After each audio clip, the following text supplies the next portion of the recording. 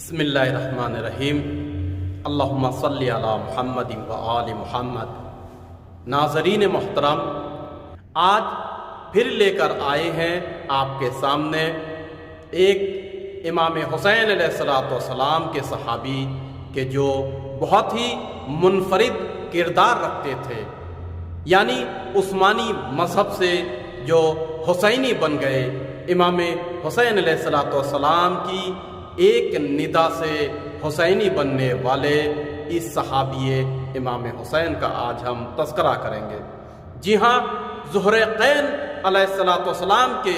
چچا زاد بھائی جناب سلمان بن مضارب انماری بجلی، جناب سلمان بن مضارب کو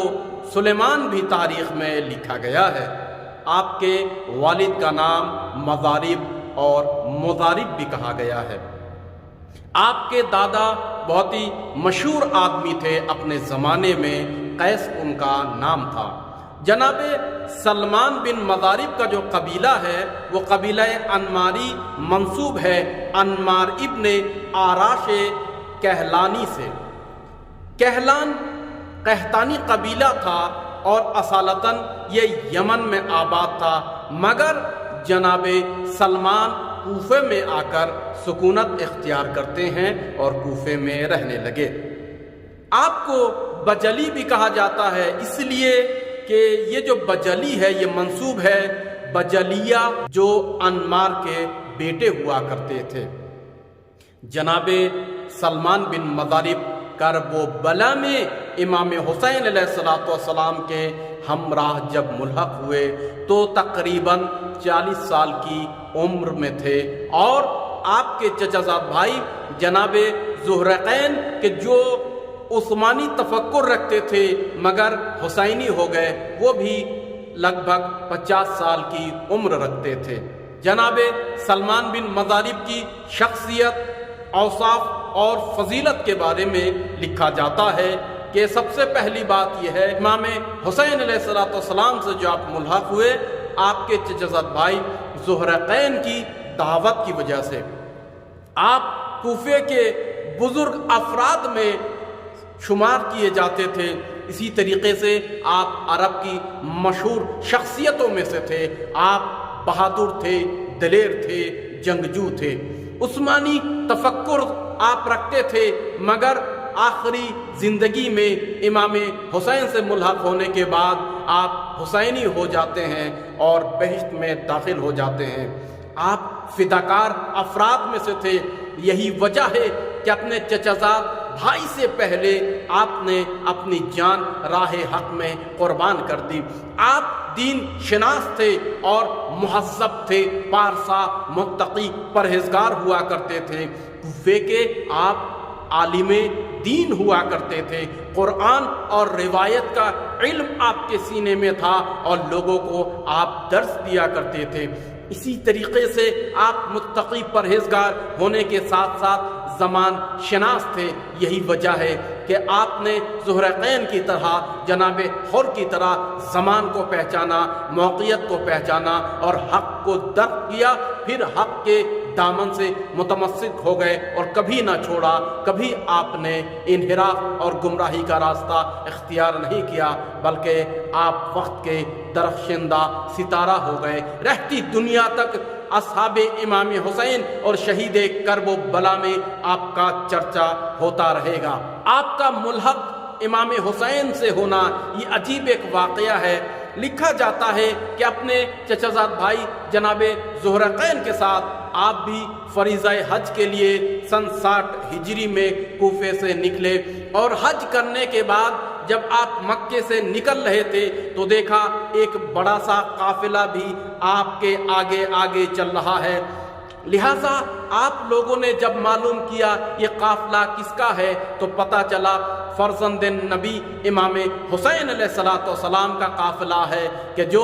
کوفے کی جانب رواں دواں ہیں اور کوفے کی مظلوم امت کی مدد کے لیے جا رہے ہیں۔ چونکہ آپ اور جناب زہرقین آپ کے چچا زاد بھائی عثمانی تفکر رکھتے تھے، عقیدہ اور ارادہ رکھتے تھے، لہذا آپ لوگ دور دور رہنے لگے اور اپنے خیموں کو دائر کرنا شروع کیا تاکہ امام حسین سے آپ دور رہیں۔ چونکہ پرانا زمانہ ہے، تنہائی کے سفر سے بہتر ہے کسی کارواں کے ساتھ ملحق ہو جائیں، لہذا جہاں بھی امام حسین کا کارواں خیمہ نصب کرتا تھا آپ دور دور اپنے خیمے کو نصب کیا کرتے تھے۔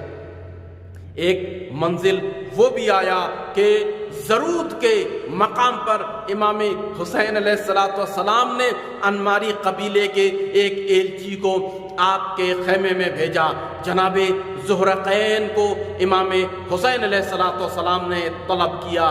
جناب زہرقین جو کھانا کھا رہے تھے امام حسین سے ملاقات کے لیے منع کرتے ہیں، لیکن آپ کی ہم شریک حیات کہ جو دیلم یا دلہم تھیں انہوں نے تاکید کی، کہا فرزند نبی آپ کو بلا رہے ہیں اور آپ خیمے میں بیٹھے ہوئے ہیں، لہٰذا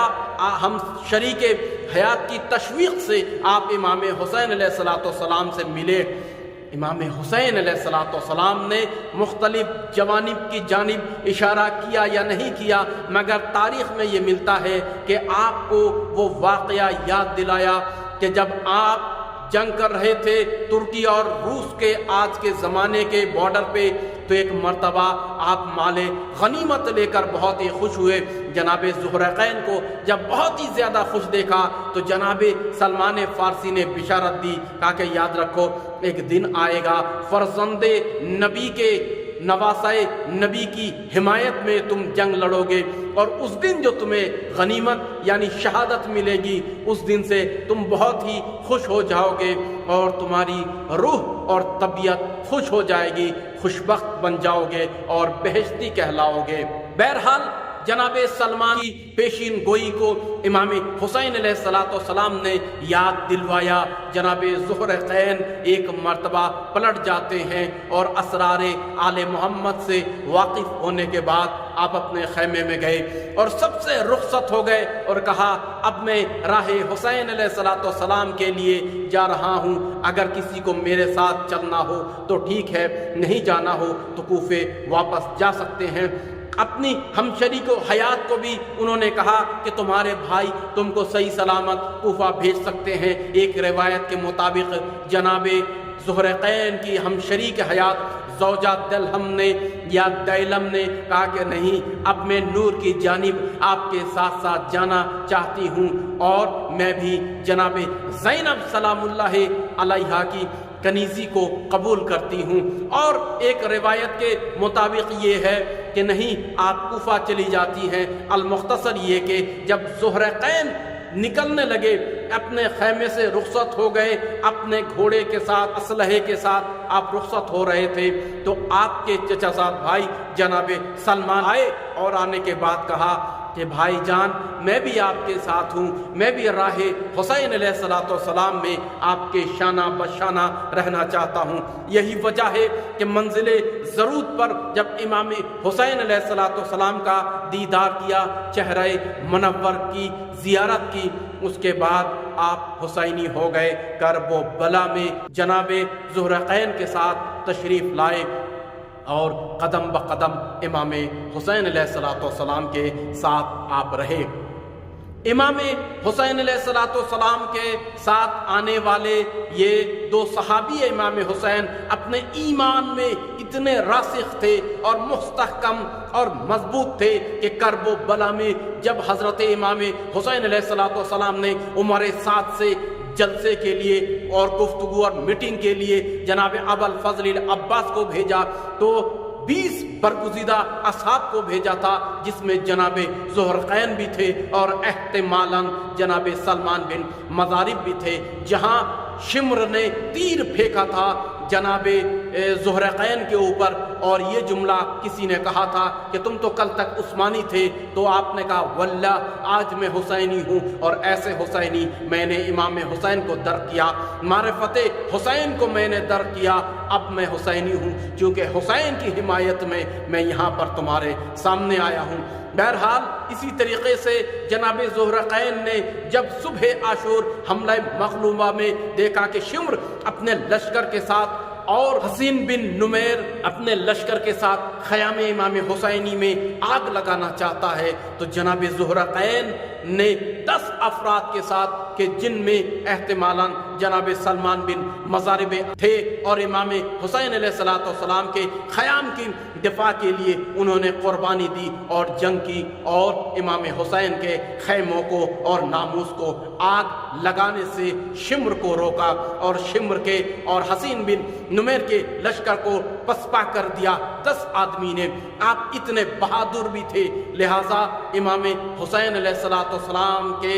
پیچھے آپ نے نماز ظہر با جماعت ادا کی اور پھر نماز ظہر کے بعد جناب زہرقین کی اجازت لی کہ میں مقتل میں جانا چاہتا ہوں۔ جناب زہرقین نے کہا پہلے امام حسین علیہ السلام سے اجازت لے لو، مجھے تمہاری وفاداری پر کوئی شک نہیں ہے بلکہ مجھے افتخار ہے، گرو ہے۔ لہٰذا آپ گئے اور 2 زانو بیٹھ کر فرزند نبی سے زہرا کے لال سے قربان ہونے کی اجازت لی اور پھر آپ جناب زہرقین کی شہادت سے پہلے اور جناب ابو ثمامہ کی شہادت کے بعد میدان رزم میں جاتے ہیں اور معرکہ آرائی جنگ کی تن بتن کی جنگ میں آپ پیچھے نہیں ہٹے، مگر 40 سال کے صحابی امام حسین تنے تنہا تھے، اکیلے تھے اور لشکر کا چاروں طرف سے ہجوم تھا، یلغار تھا۔ پھر آخری وقت وہ آیا